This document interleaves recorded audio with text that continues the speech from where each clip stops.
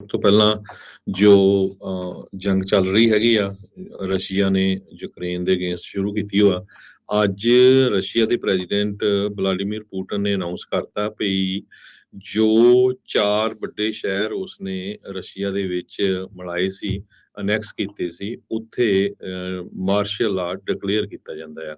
ਪਿਛਲੇ ਦਿਨਾਂ ਦੇ ਵਿੱਚ ਰਸ਼ੀਆ ਨੇ ਬਹੁਤ ਸਾਰੇ ਡਰੋਨ ਚਲਾਏ, ਜਿਨ੍ਹਾਂ ਦੇ ਨਾਲ ਆਮ ਲੋਕ ਜਿਹੜੇ ਆ ਉਹ ਖਾਸ ਕਰਕੇ ਖੀਵ ਵਾਲਾ ਰੀਜਨ ਆ, ਉੱਥੇ ਮਾਰੇ ਗਏ ਹੈਗੇ ਆ। ਨਾਓ ਹੁਣ ਜਿਹੜੇ ਮਿਲਟਰੀ ਆਫੀਸ਼ੀਅਲਸ ਆ, ਉਹਨਾਂ ਦੀ ਡਾਇਰੈਕਟ ਰਿਸਪੌਂਸਿਬਿਲਿਟੀ ਹੋਊਗੀ ਸਿਵਿਲੀਅਨ ਗਵਰਨਮੈਂਟ ਨੂੰ ਫੰਕਸ਼ਨ ਕਰਨ ਦੇ ਲਈ। ਡੋਨੇਟਸਕ, ਲੁਹਾਂਸਕ, ਖਰਸਨ, ਜ਼ੈਪਰਜ਼ੀਆ, ਇਹ ਸਾਰੇ ਹੀ 4 ਜੋ ਏਰੀਏ ਆ, ਇੱਥੇ ਜੋ ਮਾਰਸ਼ਲ ਲਾ ਦਿੱਤਾ ਗਿਆ ਹੈਗਾ। ਤੇ ਜੋ ਖਾਰਸਨ ਦੇ ਲਈ ਫਾਈਟ ਹੈਗੀ ਆ, ਉਹ ਚੱਲ ਰਹੀ ਆ। ਯੂਕਰੇਨ ਵਾਲੇ ਆਪਣਾ ਪੂਰਾ ਜ਼ੋਰ ਲਾ ਰਹੇ ਆ ਦੁਬਾਰਾ ਕਿ ਇਹ ਸਾਰੇ ਏਰੀਏਜ਼ ਨੂੰ ਕਵਰ ਕਰਨ ਦੇ ਲਈ, ਦੁਬਾਰਾ ਕਿ ਵਾਪਸ ਲੈਣ ਦੇ ਲਈ। ਪਰ ਰਸ਼ੀਆ ਵਾਲਿਆਂ ਨੇ ਅੱਜ ਇਹ ਅਨਾਉਂਸ ਕੀਤਾ ਆ। ਯੂਐਸ, ਬ੍ਰਿਟੇਨ ਤੇ ਫਰਾਂਸ ਤਿੰਨਿਆਂ ਜਾਣਿਆਂ ਨੇ ਇਹ ਇਸ਼ੂ ਨੂੰ ਪਿਕਅਪ ਕੀਤਾ ਹੈ ਵੀ ਇਰਾਨ ਵਾਲੇ ਜੋ ਡਰੋਨ ਆ ਉਹ ਰਸ਼ੀਆ ਨੂੰ ਦੇ ਰਹੇ ਆ, ਤੇ ਇਹਨਾਂ ਨੇ ਕਲੋਜ਼ ਡੋਰ ਮੀਟਿੰਗ ਕੀਤੀ ਹੈਗੀ ਆ ਯੂਐਨ ਸਿਕਿਉਰਿਟੀ ਕੌਂਸਲ ਦੀ ਜਗ੍ਹਾ ਦੇ ਉੱਤੇ। ਸੋ ਜਿਹੜੇ ਡਿਪਲੋਮੈਟਸ ਇਸ ਸਿਚੁਏਸ਼ਨ ਦੇ ਨਾਲ ਫੈਮਿਲੀਅਰ ਆ, ਉਹਨਾਂ ਨੇ ਇਹ ਸਾਰਾ ਕੁਝ ਦੱਸਿਆ ਹੈਗਾ ਆ। ਤੇ ਯੂਐਸ ਤੇ ਯੂਰਪੀਅਨ ਮੁਲਕਾਂ ਨੇ ਡਿਨਾਊਂਸ ਕੀਤਾ ਹੈਗਾ ਜੋ ਰਸ਼ੀਆ ਨੇ ਅਟੈਕ ਕੀਤੇ ਹੈਗੇ ਆ ਯੂਕਰੇਨ ਦੇ ਵੱਖ-ਵੱਖ ਜਿਹੜੇ ਸ਼ਹਿਰ ਆ ਤੇ ਵੱਖ-ਵੱਖ ਜਿਹੜੀਆਂ ਇਨਫਰਾਸਟਰਕਚਰਸ ਆ ਉਹਨਾਂ ਦੇ ਉੱਤੇ। ਜੀ ਬਿਲਕੁਲ। ਸੋ ਤੇਜ਼ੀ ਜਿਹੜੀ ਉੱਥੇ ਆ ਰਹੀ ਆ, ਸੋ 4 ਇਲਾਕਿਆਂ ਨੂੰ ਉਹਨਾਂ ਨੇ ਮਾਰਸ਼ਲ ਲਾ ਦੇ ਵਿੱਚ ਚੇਂਜ ਜਿਹੜਾ ਹੈ ਹਰਜੋਤ ਸਿੰਘ ਜੀ ਜਿਹੜਾ ਉਹ ਕਰ ਦਿੱਤਾ ਹੈ, ਤੇ ਉਹਦੇ ਨਾਲ ਓਬਵੀਅਸਲੀ ਜਿਹੜਾ ਫਰਕ ਆ ਉਹ ਪਵੇਗਾ। ਕਿੱਦਾਂ ਦਾ ਅਸਰ ਜਿਹੜਾ ਦੇਖਣ ਨੂੰ ਮਿਲੂਗਾ ਇਹ ਅਜੇ ਦੇਖਣਾ ਪਊਗਾ।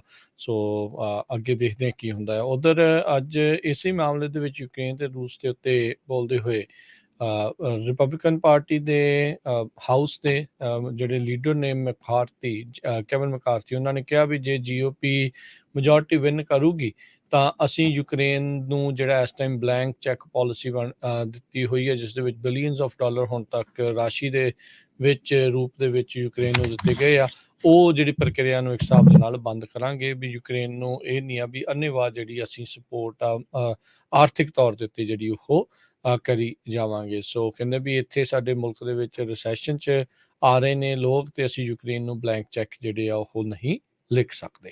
ਜੀ, ਜੋ ਜ਼ੈਲੈਂਸਕੀ ਦੇ ਐਡਵਾਈਜ਼ਰ ਹੈਗੇ ਆ, ਉਹਨਾਂ ਨੇ ਇਹ ਕਿਹਾ ਵੀ ਜੋ ਰਸ਼ੀਆ ਨੇ ਇੱਕ ਤਰ੍ਹਾਂ ਦੇ ਨਾਲ ਮਾਰਸ਼ਲ ਲਾ ਇਹ 4 ਸ਼ਹਿਰਾਂ ਦੇ ਵਿੱਚ ਲਾਇਆ, ਇਸ ਦੇ ਨਾਲ ਕੁਝ ਵੀ ਚੇਂਜ ਹੋਣ ਵਾਲਾ ਨਹੀਂ ਹੈਗਾ।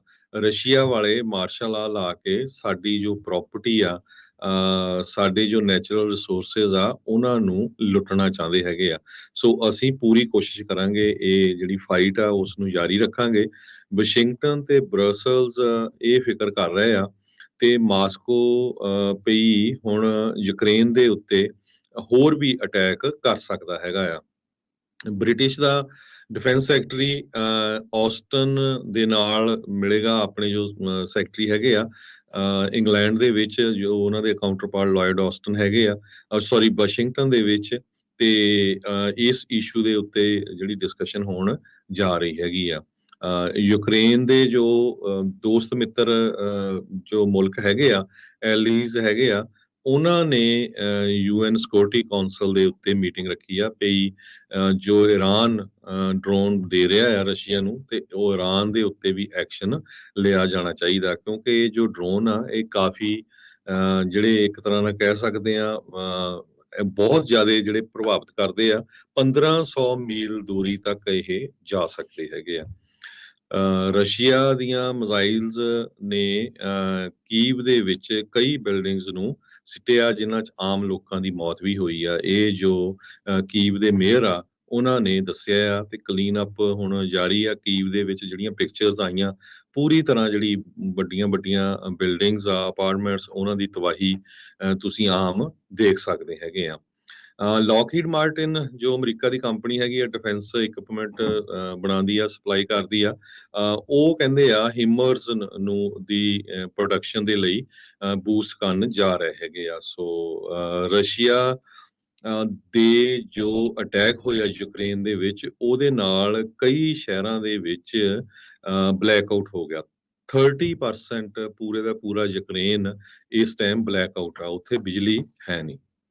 ਜੀ, ਖਰਸਨ ਦੇ ਇਲਾਕੇ ਨੂੰ ਰੂਸ ਵਾਲੇ ਜਿਹੜੇ ਆ ਉਹ ਖਾਲੀ ਕਰਵਾ ਰਹੇ ਆ। ਚੇਤਾਵਨੀ ਦਿੱਤੀ ਆ ਪੁਤਿਨ ਨੇ ਵੀ ਅਸੀਂ ਉੱਥੇ ਫਾਈਟਿੰਗ ਆਉਣ ਵਾਲੇ ਸਮੇਂ 'ਚ ਹਮਲਾ ਜਿਹੜਾ ਆ ਉਹ ਹੋ ਸਕਦਾ ਹੈਗਾ ਆ। ਤੇ ਉਧਰ ਯੂਰਪੀਅਨ ਸੰਘ ਦੇ ਦੁਆਰਾ ਈਰਾਨ ਦੇ ਉੱਤੇ ਸੈਂਕਸ਼ਨਸ ਜਿਹੜੇ ਆ ਉਹ ਲਾਏ ਗਏ ਆ। ਜਿੱਦਾਂ ਆਪਾਂ ਕੱਲ ਵੀ ਦੱਸਿਆ ਸੀਗਾ ਵੀ ਜਿਹੜੀਆਂ ਸ਼ਾਹਿਦ ਕਰਕੇ ਇਹਨਾਂ ਦੇ ਡਰੋਨ ਆਤਮਘਾਤੀ ਡਰੋਨ ਆਪਾਂ ਕਹਿ ਸਕਦੇ ਹਾਂ ਵੀ ਉਹ ਵਰਤੇ ਜਾ ਰਹੇ ਆ, ਜਿਸ ਦੀ ਨਾ ਕੀਤੀ ਆ ਰੂਸ ਨੇ ਜਿਹੜਾ ਹੈ ਵੀ ਵਰਤਣ ਤੋਂ, ਪਰ ਤਸਵੀਰਾਂ ਸਾਫ਼ ਨੇ ਵੀ ਜਿਹੜੀਆਂ ਉੱਥੇ ਵਰਤੀਆਂ ਜਿਹੜੀਆਂ ਉਹ ਜਾ ਰਹੀਆਂ ਨੇ। ਸੋ ਕਾਫੀ ਕੁਛ ਜਿਹੜਾ ਹਰਜੋਤ ਸਿੰਘ ਜੀ ਚੇਂਜਸ ਜਿਹੜੇ ਦੇਖਣ ਨੂੰ ਮਿਲ ਰਹੇ ਆ। 4 ਇਲਾਕਿਆਂ ਦੇ ਵਿੱਚ ਮਾਰਸ਼ਲ ਲਾ ਲਾ ਦੇਣਾ, ਤੇ ਉਹ ਉਧਰ ਸੈਂਕਸ਼ਨਸ ਲੱਗਣੀਆਂ।